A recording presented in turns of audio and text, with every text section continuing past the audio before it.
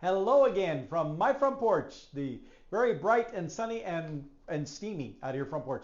But I have to do this one before I get changed and cleaned up because I had the honor today of singing national anthem at the Boone Speedway for the IMCA Super Nationals. I think it's the 41st year or 41st Super Nationals. But anyway, it's always an honor to get to go to sing the national anthem at the Speedway, and I'm always grateful that they invite me over to do that.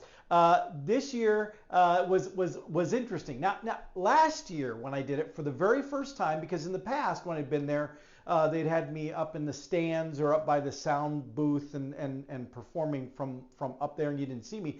Last year, for the very first time, they had me go actually out into the middle of the track, into the infield, or I think that's what it's called. But the center, the green area of the track, they had a stage area set up, and we went out there. Now last year we got a little golf cart, and I got driven out there, and you know that's what we did, and so that was a lot of fun.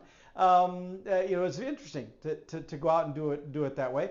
But now this year, I anticipated we'd be going out to the middle, to the infield as well, because that seemed to go well last time. And so I get there this time, and I'm there a little bit early, and I'm looking, and yep, there's the stage area down there. Now this time they have a big jumbotron board thing behind the stage too, so that people up in the stands can fully see what's going on down there, and other stuff. I'm sure they're showing scores and stuff throughout the event. In fact, I think somebody said they had.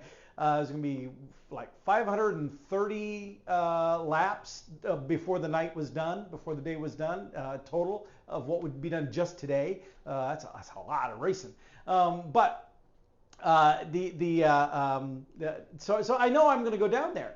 Well, in my mind, I'm thinking it's going to be that way again. See, this is lesson learned for Paul. And by the way, I just want to go on record. This is not a reflection on the people running the race. This is totally on me and my lack of preparation.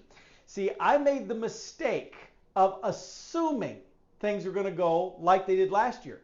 Why I assumed that, I have no idea, because last year was different than what it always had been before that. So what I should assume is that it's always going to evolve. It's always going to change.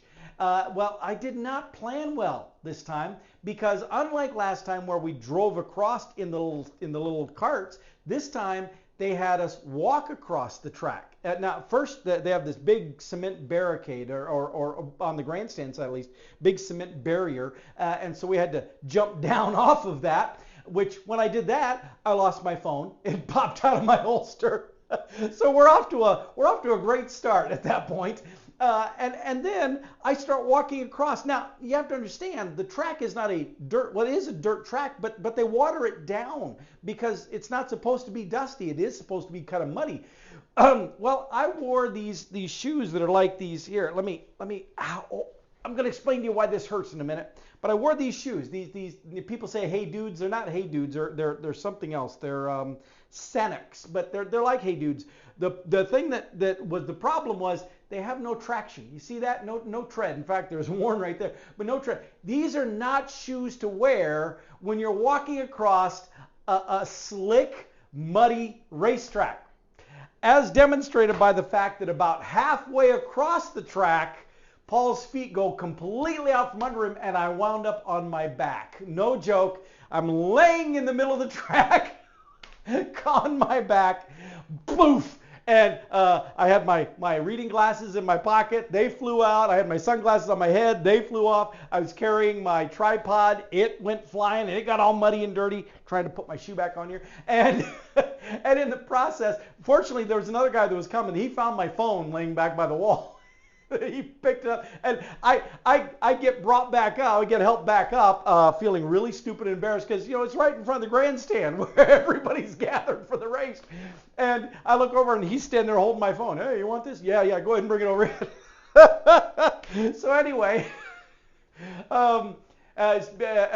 we went on, and I went ahead and sang, but in the process, I got a little bit muddy. See, I still am carrying some of the, see, look at that. That's just all over the back of my head, the shirt, the back of my pants, everything covered in, like here's my other shoe. That, for whatever reason, the shoe I just took off, it didn't get it. But this shoe, see, look at that. Look how much mud is on that thing. Yeah, that's kind of what's all over the back of me. Now, unfortunately, I didn't have the presence of mind to ask someone to take my picture, the back of me there. So I did do a quick little video here on the front porch of still what it looks like now. It doesn't look near as dramatic as it would have then when it was fresh and muddy, because now I've driven back home and I actually had a towel in my car to sit on. So there was a lot of residue on that when I got out of the car when I got home.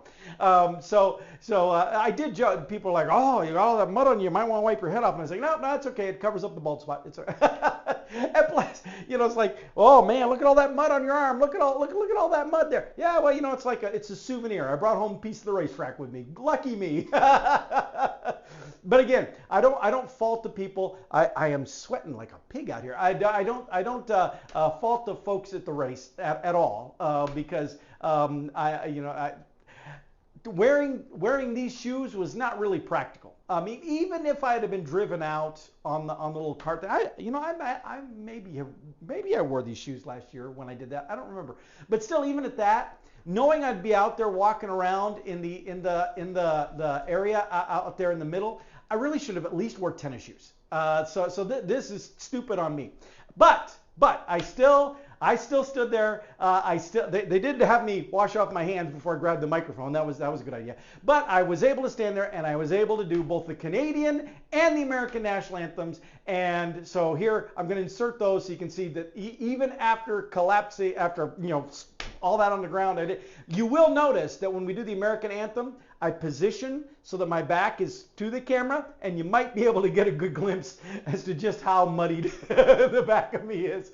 But hey, the show must go on, and here we go.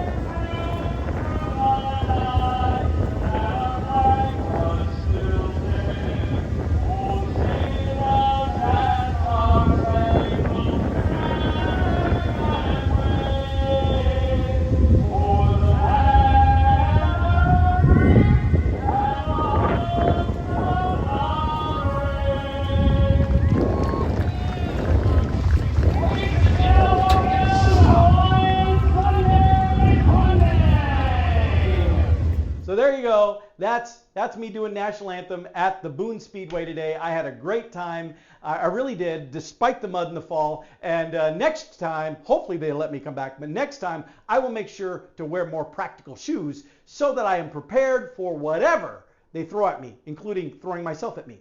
But I believe in my art, and I will throw myself into it and make sacrifice.